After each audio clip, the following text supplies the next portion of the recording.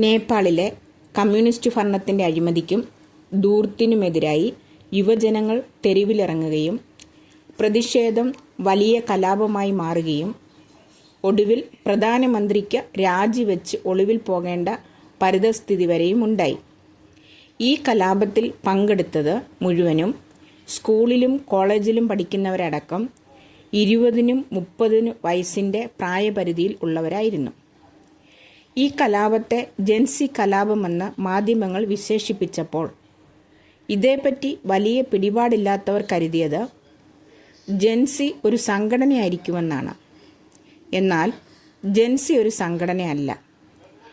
1997-നും 2012-നുമിടയിൽ ജനിച്ചവരെയാണ് ഇത് സൂചിപ്പിക്കുന്നത്. അമേരിക്കയാണ് ഈ കാറ്റഗറൈസേഷൻ്റെ പ്രഭവസ്ഥാനം. ഇവരെ ഡിജിറ്റൽ ജനറേഷൻ എന്നും വിളിക്കുന്നു. ഇവരാണ് ആദ്യത്തെ ഡിജിറ്റൽ വംശജർ.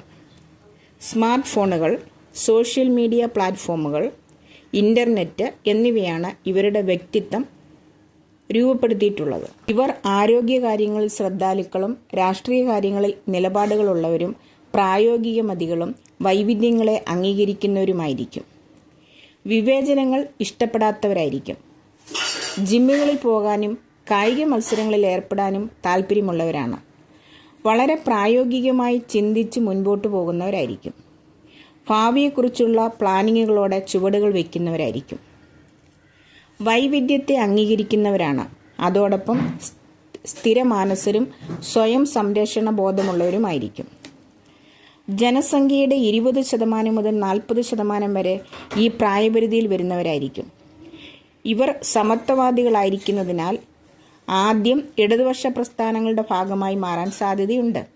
എന്നാൽ അതിൻ്റെ അപ്രായോഗികത തിരിച്ചറിയുന്നതോടെ വലതുപക്ഷ ആശയങ്ങൾ സ്വീകരിക്കുന്നതിന് യാതൊരു മടിയുമില്ലാത്തവരുമായിരിക്കും. രാഷ്ട്രീയ രംഗത്തും സാമ്പത്തിക രംഗത്തും തൊഴിൽ മേഖലയിലും നിർണായക ശക്തരായി മാറാൻ കഴിയുന്നവരായിരിക്കും.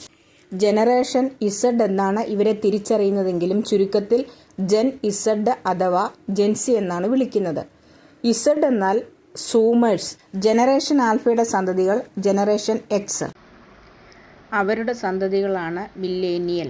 മില്ലേനിയലിൻ്റെ സന്തതികളാണ് ജനറേഷൻ ഇസഡ് അഥവാ ജെൻസി. ചെറുപ്പം മുതലേ ഇൻ്റർനെറ്റും ഡിജിറ്റൽ സാങ്കേതിക വിദ്യയും ഉപയോഗിച്ച് വളർന്നതിനാൽ ഡിജിറ്റൽ നേറ്റീവ്സ് എന്നും വിളിക്കും. ജെൻസിക്കുള്ള ഒരു കുഴപ്പം ചൂണ്ടിക്കാട്ടുന്നത് മുൻ തലമുറകളിൽ നിന്നും വ്യത്യസ്തമായി പെരുമാറ്റത്തിലെ പോരായ്മകളാണ്. അതുപോലെ സുഖലോലുപത കുറഞ്ഞവരുമായിരിക്കും. പഠനത്തിലും തൊഴിൽ സാധ്യതകളിലും വളരെ ശ്രദ്ധാലുക്കളായിരിക്കും.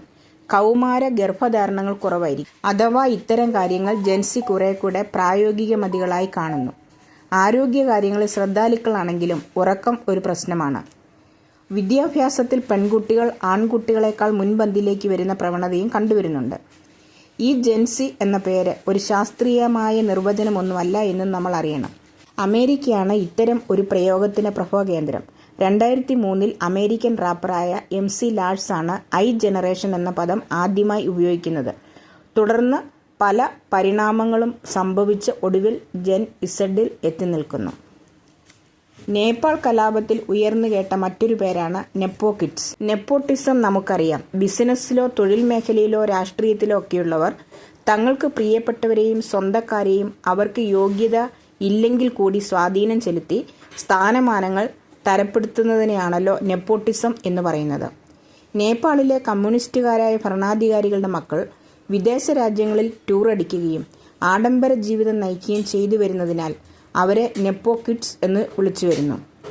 പ്രധാനമന്ത്രിയുടെയും മന്ത്രിമാരുടെയും ഒക്കെ മക്കൾ ആഡംബര ജീവിതം നയിക്കുമ്പോൾ നേപ്പാളിലെ വിദ്യാഭ്യാസം നേടി പുറത്തു വരുന്ന യുവതലമുറ മുൻപ് സൂചിപ്പിച്ച ജെൻസി തൊഴിലിനായി നാടുവിടേണ്ട അവസ്ഥ. കമ്മ്യൂണിസ്റ്റ് നേതാക്കൾ അധികാരത്തിലെത്തിയ ശേഷം കൊട്ടാര സദൃശമായ വീടുകളും വാഹനങ്ങളും സ്വന്തമാക്കുമ്പോൾ അവരുടെ മക്കൾ വിദേശത്തു പോയി സോഷ്യൽ മീഡിയയിൽ റീൽസ് ഇട്ട് കളിക്കുന്നു. ഇവരെ സൂചിപ്പിക്കാനായാണ് നെപ്പോ കിഡ്സ് എന്ന പ്രയോഗം. പോസ്റ്റ് ഇഷ്ടപ്പെട്ടെങ്കിൽ ലൈക്ക് ചെയ്യാനും കമൻറ്റ് ചെയ്യാനും മറക്കണ്ട.